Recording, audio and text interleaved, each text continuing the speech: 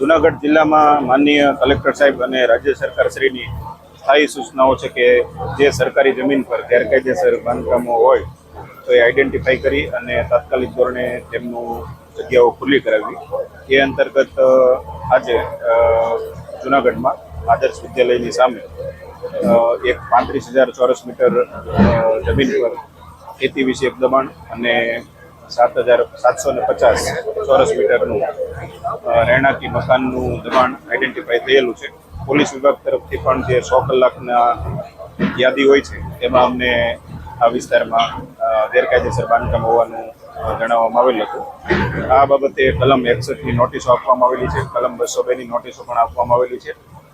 નામદાર હાઈકોર્ટમાં પણ આ બાબતનો કેસ ચાલુ હતો, જેનો ચુકાદો આવી જતા સરકાર પક્ષે દબાણ જે દૂર કરવાની કામગીરી હાથ ધરવામાં આવેલી છે.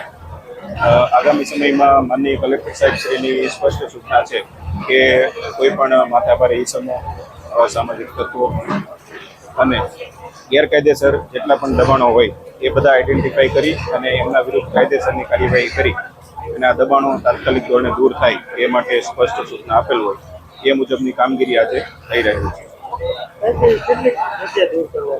એક રહેણાંકી મકાનનું 750 ચોરસ મીટરનું દબાણ દૂર કરવામાં આવેલ છે અને ખેતી વિષયક 35,000 ચોરસ મીટર જે દબાણ છે એ દૂર કરવામાં આવ્યું છે.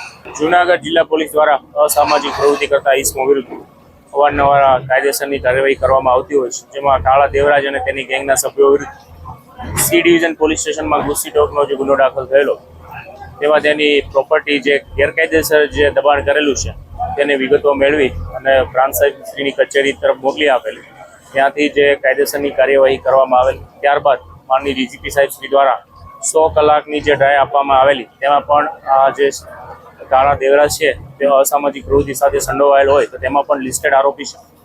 તેની જે પણ પ્રોપર્ટી ગેરકાયદેસર રીતે દબાણ કરવામાં આવેલું છે, ખાસ કરીને સરકારી જમીન ઉપર જે કબજો કરેલો છે તેમાં તેનું રેસિડેન્ટનું મકાન, આ ઉપરાંત અન્ય જે 35,000 ચોરસ વારનું જે ફાર્મ હાઉસ છે, આ બંનેનો આજરોજ ડિમોલિશનની કાર્યવાહી હાલ શરૂ છે. તેમાં પ્રાંત સાહેબ, તેમની ટીમ, રેવન્યુ સ્ટાફ, આ ઉપરાંત પૂરતો પોલીસ બંદોબસ્ત રાખવામાં આવેલો છે. હાલ છે તેના જે રહેઠાણનું મકાન છે તેનું ડિમોલિશનની કાર્યવાહી શરૂ છે. ત્યારબાદ છે તેના ફાર્મ હાઉસનું છે એ ડિમોલિશનની આગળની કાર્યવાહી કરવામાં આવશે. જે કોઈ પણ આવી અસામાજિક પ્રવૃત્તિ સાથે સંકળાયેલા છે તેમના વિરુદ્ધ આગામી સમયમાં આના કરતાં પણ વધારે છે કડક કાર્યવાહી કરવામાં આવશે.